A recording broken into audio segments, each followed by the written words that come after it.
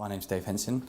I'm a PhD student part-time across at Imperial College just in South Kensington. I'm a full-time athlete with UK Sport. I do track athletics. And I'm hoping I'll be as coherent as possible. I have a 2-week-old baby at home and she is determined not to let me sleep.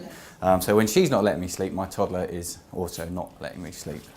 So I pretend that I'm playing the heartstrings. My wife is definitely doing the hard work, but I'm a little tired. I'll try my best to be as coherent as possible. Now, in this talk, I'm just going to speak a little bit about myself, how I came to be injured, and what I thought about bionic limbs, about prostheses before I was injured, and how that viewpoint changed after I got injured and actually experienced using these pieces of technology.